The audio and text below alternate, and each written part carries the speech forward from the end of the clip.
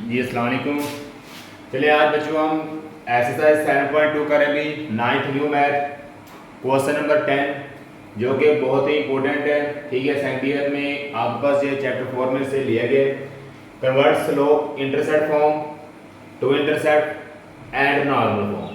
अब आपने इस वाले इक्वेशन को कन्वर्ट करना है स्लोप इंटरसेप्ट फॉर्म में, टू इंटरसेप्ट फॉर्म में एंड नॉर्मल फॉर्म में आपने इनको कन्वर्ट करना है। ठीक है, सबसे पहले आपको पता होना चाहिए कि स्लोप इंटरसेप्ट फॉर्म क्या है, टू इंटरसेप्ट फॉर्म और नॉर्मल फॉर्म क्या है, तो फिर आप इस इक्वेशन को चेंज करेंगे। ठीक है, अब आइए तो फर्स्ट सबसे पहले आप सोल्व करेंगे भी स्लोप इंटरसेप्ट फॉर्म। पहले आप ये लेंगे स्लोप इंटरसेप्ट फॉर्म। जो स्लोप इंटरसेप्ट फॉर्म मेरे पास होती है भी y is equal to m x plus c. आपने इस इक्वेशन को इस तरह कन्वर्ट करना है, y is equal to m x plus c. ठीक है, सबसे पहले मुझे y चाहिए, फिर आप पास कौन-सा नंबर s के वेरिएबल के साथ कोई भी नंबर आ जाएगा, ठीक है, कोएफिशिएंट कोई भी होगा जो कि स्लोप के तौर पर कन्वर्ट होगा, प्लस सी आपके पास कांस्टेंट नंबर होगा।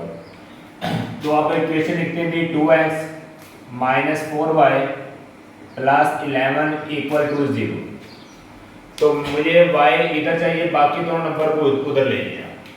Minus 4y equal 2x plus का है, इधर आके माइनस का हो जाएगा भी, 11 प्लस का उधर जाके किसका होगा भी, माइनस का। अब मेरे साथ इधर देखें y के साथ आना भी कोएफिशिएंट -4, तो -4 को बच्चों खत्म करने के लिए आप -4 से पूरी इक्वेशन को डिवाइड कर देंगे। किससे डिवाइड करेंगे? -4 से पूरी इक्वेशन को डिवाइड करेंगे। -4y divided by -4, -2x divided by -4, -11 divided by -4। क्योंकि y मुझे सिंपल चाहिए, ओनली y चाहिए according to slope intercept form.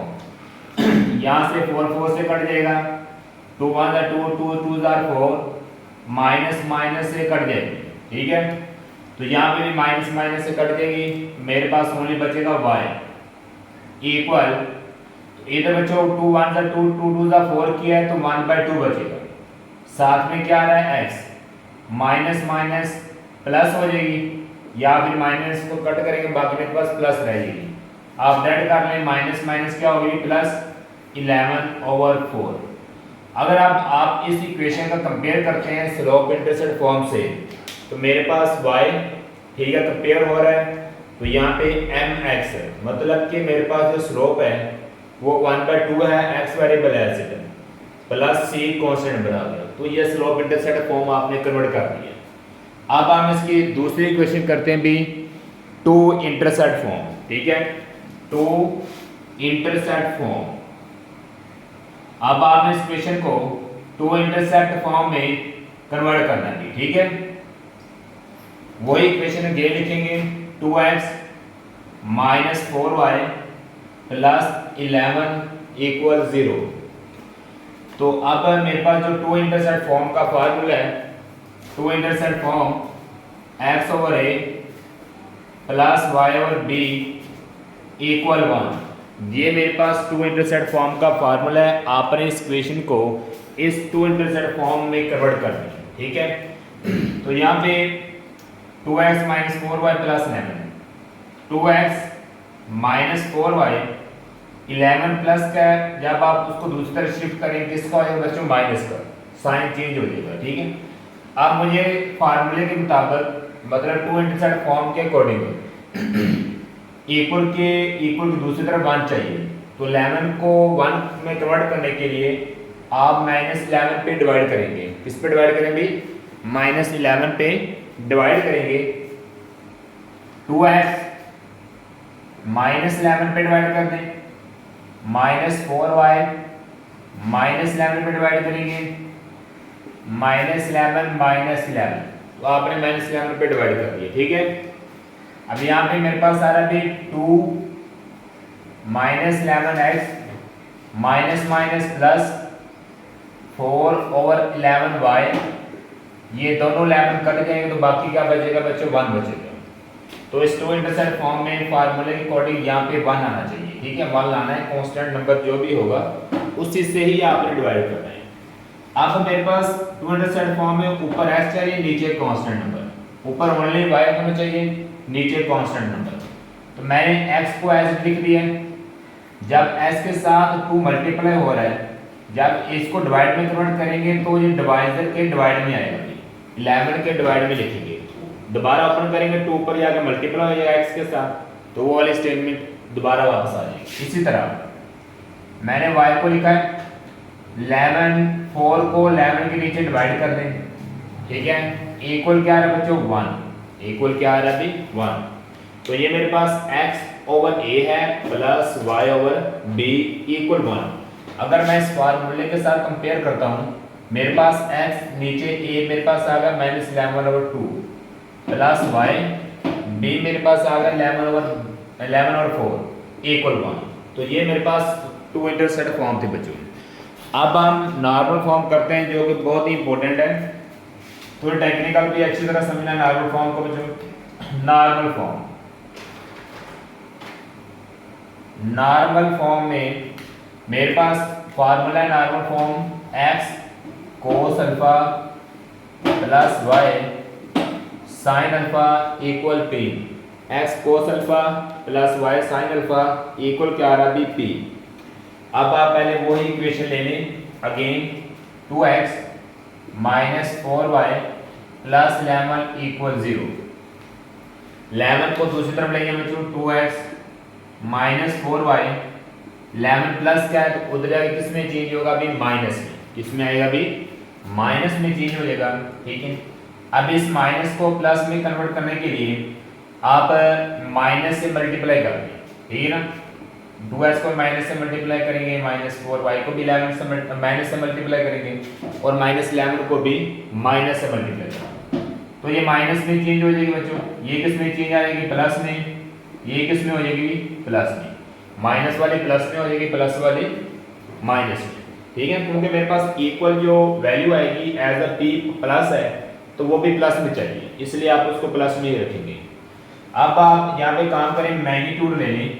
Normal form में हमेशा जो इक्वेशन आएगी उसमें x और y के जो कोफिशिएंट हो गए, वेरिएबल x और y के जो कोफिशिएंट हो गए उनके बच्चों आपने क्या लेने मैग्नीट्यूड। मैग्नीट्यूड लेने के लिए फार्मूला यूज कर लें a² प्लस b², ठीक है। तो मेरे पास a आ रहा है -2 का स्क्वायर, b आएगा मेरे पास 4 का स्क्वायर, तो ये कितना बन जाएगा 2 का स्क्वायर 4 4 का 16 प्लस 4 20 आ जाएगा, ये -2 टाइम मल्टीप्लाई होकर प्लस बनेगी, ठीक है। तो मेरे पास स्क्वायर रूट कितना आ गया बच्चों 20 आ गया, ठीक है ना। अब आप आगे देखें इसी तरह, अब जो मेरे पास मैग्नीट्यूड आई है, अगर मैं इसकी फैक्टराइज करता हूँ स्क्वायर रूट 20 की क्या करेंगे, मैं फैक्टराइज करके देखते हैं। मेरे पास बनता है 2 10 20, 2 5 10, 5 1 5, ठीक है। तो स्क्वायर रूट 20 को आप लिख रहे हैं बच्चों 2 का स्क्वायर मल्टीप्लाई 5, क्योंकि यहाँ पे 2 टाइम आ रहा है, ठीक है ना, फैक्टराइज में। तो स्क्वायर रूट से कैंसिल, ये 2 बाहर आ जाएगा, ओनली मेरे पास वैल्यू बचेगी स्क्वायर रूट 5, क्या बचेगी भी स्क्वायर रूट 5। अब आप यहाँ पे जो मैग्नीट्यूड मेरे पास आएगी उसको आपने जो इक्वेशन बनाई थी प्लस वाली, उसमें उसके नीचे डिवाइड कर दें मैग्नीट्यूड को, -2x 2 स्क्वायर रूट 5 डिवाइड हो गए plus 4y divided by 2 square root 5 equal 11 divided by square root 5, ठीक है। जो मैग्नीट्यूड बच्चों आप निकालेंगे उसको आपने नॉर्मल फॉर्म की जो इक्वेशन बनाई होगी उसमें उसके नीचे डिवाइड कर देना आपने, ठीक है, मैग्नीट्यूड को। अब यहाँ पे 2 से कैंसिल, मेरे पास बचेगा -1 over square root 5x plus 2 2 4, 2 over square root 5y equal आएगा 11 ओवर स्क्वायर रूट 5।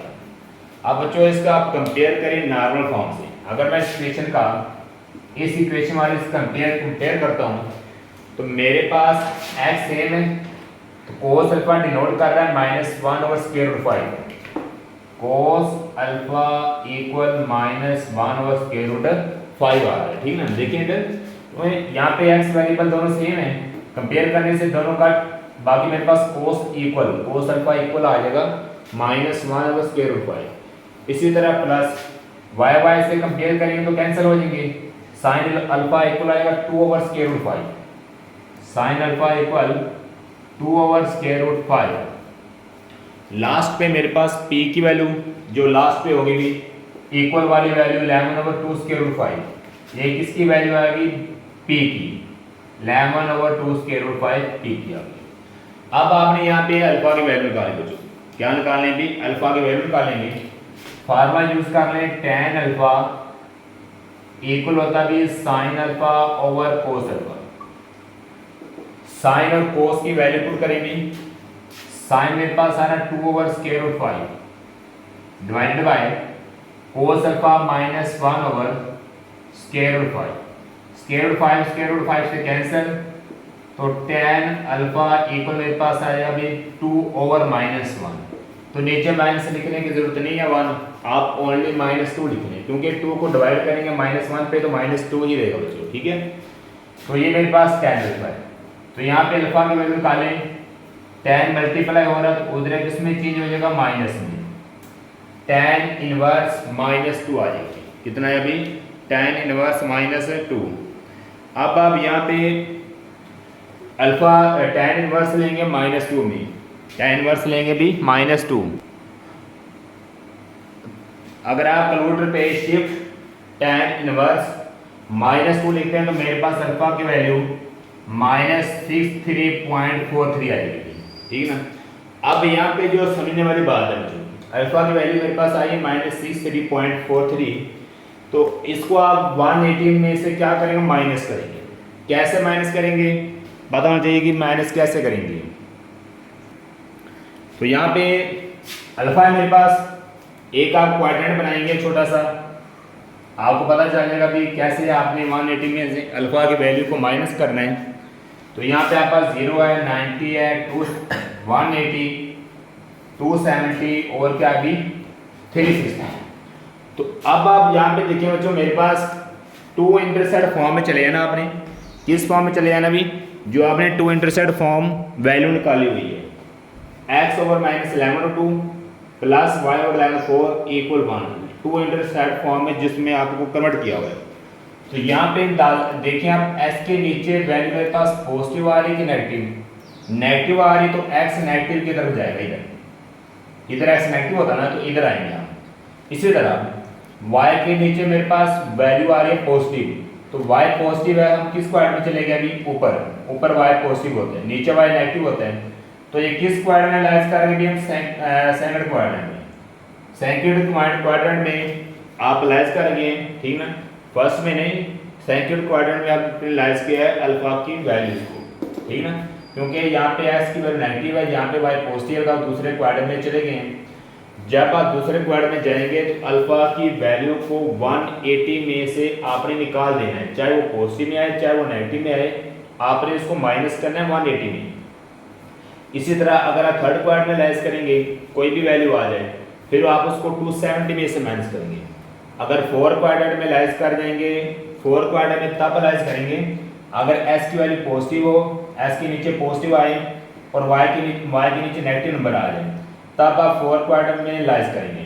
फिर आपको 360 में से अल्फा की वैल्यू को माइनस करना पड़ेगा, ठीक है। अब हम इसको माइनस करेंगे 180 में से, अल्फा इक्वल 180 माइनस 63.43, इसको माइनस करेंगे, कितना आंसर आएगा भाई, 116.57 डिग्री। तो ये मेरे पास अल्फा की वैल्यू आ जाएगी 116.57 डिग्री, इसकी वैल्यू आ जाएगी बच्चों, अल्फा की वैल्यू आ जाएगी। अब आपके पास अल्फा फाइंड हो गया, अल्फा की वैल्यू उठाओ, नॉर्मल फॉर्म में आप पुट कर देंगे। किसमें पुट करेंगे, नॉर्मल फॉर्म में। x cos अल्फा, अल्फा की value 116.57 degree, y sin alpha, y sin 116.57 degree equal p। तो p की वैल्यू बच्चों आपको पता है 11/2√5, 11/2√5। इस तरह ये हमारा क्वेश्चन कंप्लीट हुआ है।